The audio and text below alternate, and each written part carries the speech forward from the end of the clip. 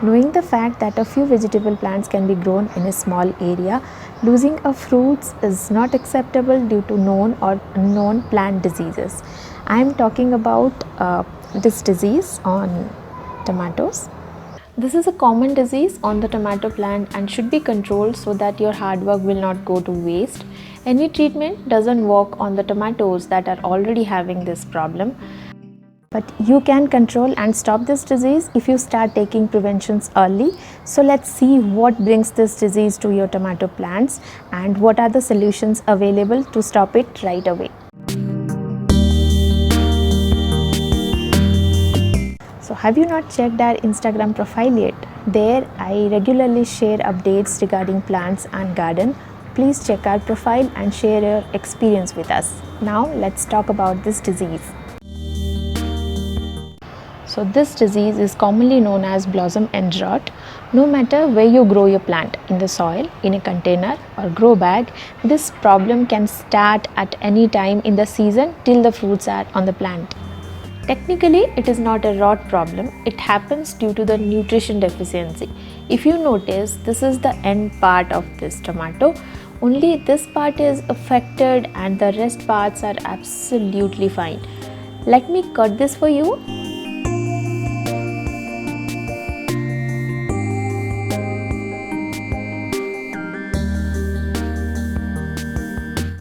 As you can see here, the outer layer has become brown and dry but not rotten. So what kind of deficiency it is and why does that happen? Let's find out. This area of tomato had stopped receiving a micronutrient, that is calcium. Due to that deficiency, here the cell walls started to become weak and eventually damaged and dead. Hence, this part has lost the color and freshness. So does only calcium deficiency bring this problem? No. With calcium, if your plant is phosphorus deficient, then also you can face this problem. In my case, neither my plants were calcium nor phosphorus deficient. When my plants were of this size, since then I was taking good care of them. I never missed the fertilizer routine. Sunlight was proper. Then where did I do the mistake? So while seeking the answers, I came across other factors that I want to share with you. First thing I noticed that the disease is not transferable, means it doesn't spread from one tomato to another. Till now, I have harvested 3 to 4 kilograms of tomatoes from 3 plants that are growing in 3 different containers. Only 2 or 3 of them were having blossom end rot. It means anytime between harvest, you may find 1 or 2 or a few more or none. Now you might have a question like, why is that so?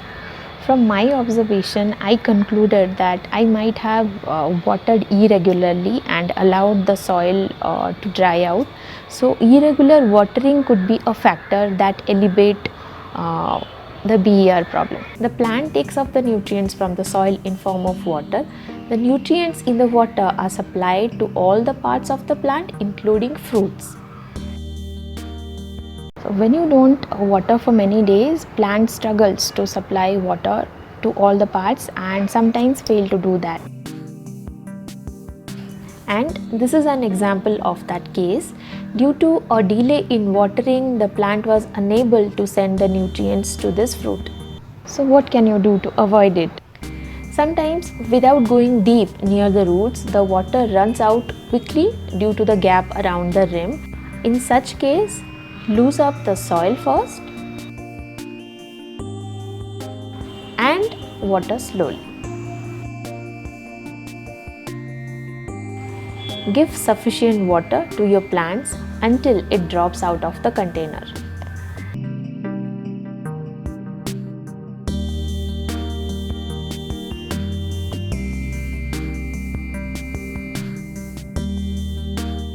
The next factor is high humidity.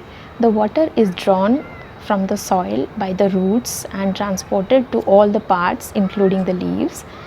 Stomata in leaves release water to the environment, and that we call transpiration. During the process, plant loses some water. If humidity around the plant is high, then the plant will need less water and stops releasing water through leaves. Ultimately, the supply of nutrition in form of water breaks and fruits continue to grow without it for many days. That condition brings BER problem to the fruits. This case happens when there is a sudden change in the climate like rainfall or cloudy weather.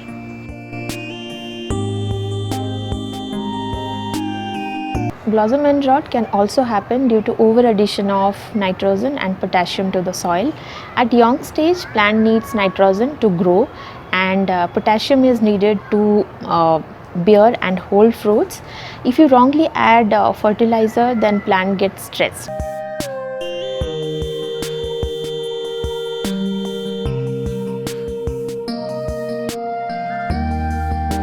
Tomato plant grows well in a little acidic soil. Once the plant grows and has fruits on it, add organic compost to the soil to balance the pH level. Compost provides all the nutrients to the plant, maintains soil pH and makes the soil lighter. You can also spray seaweed fertilizer, that is readily available food for the plant. With this fertilizer, the plant will not face any nutrition deficiency. I think the size also matters. From all the tomato plant I have, only this cherry tomatoes did not show BER problem.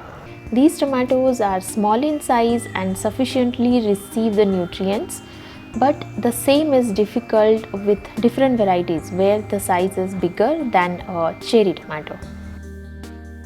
Especially container grown plant struggles a lot to transport nutrition to each fruit. So cherry tomatoes are safe to grow.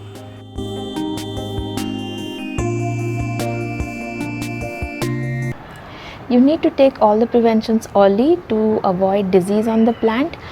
Take care of all the things early when the plant is small. Give fertilizer timely and keep an eye on the insect.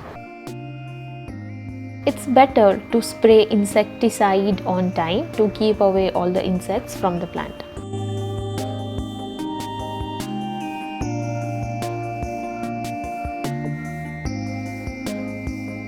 I hope all the said information will help you to take a good care of your plant and give you a good chance to harvest a lot. Please do let me know your garden tips and tricks as well in the comment section. I'll be highly grateful for that. Thank you so much for watching this. Soon I'll meet you with another video. Till then, take care. Bye-bye.